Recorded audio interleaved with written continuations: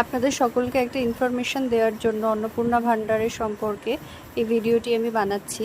একটা link social মিডিয়ায় ছড়িয়ে পড়েছে নর্থ 24 পরগনার ব্যাপারে, যে এখানে সবাইকে যারা লক্ষ্মীর ভান্ডার পেতেন তারা সবাই এই লিঙ্কে গিয়ে ভেরিফিকেশন করবেন অন্নপূর্ণা ভান্ডার পাওয়ার জন্য। আপনাদের অবগতির জন্য জানানো যাচ্ছে যে এই লিঙ্কটি সম্পূর্ণ ভুয়ো। এই ধরনের লিঙ্কে গিয়ে নিজের ব্যক্তিগত তথ্য দেবেন না, এতে করে আপনার সাইবার ক্রাইম হওয়ার একটা সম্ভাবনা থাকে এবং আপনার ব্যাংক অ্যাকাউন্টটি হ্যাক হওয়ারও সম্ভাবনা থাকে। এই সব সমস্ত লিঙ্ক থেকে দূরে থাকুন। সরকারিভাবে কোনো নোটিফিকেশান নেই, সেই জন্য এখন আপনাদের কিছু করণীয় নেই। সরকার যে নোটিফিকেশান দিয়েছে সেখানে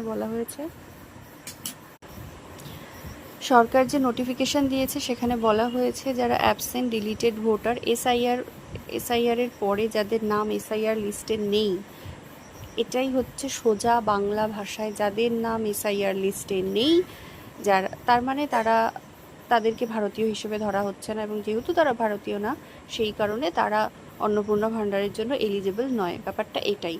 কোনো রকম কোনো লিঙ্কে ক্লিক করবেন না, এবং সবাই এখন সোশ্যাল মিডিয়ায় ভিউজের জন্য এই ধরনের ভুলভাল কন্টেন্ট বানিয়ে যাচ্ছে, সেসব কন্টেন্টও খুব একটা দেখবেন না।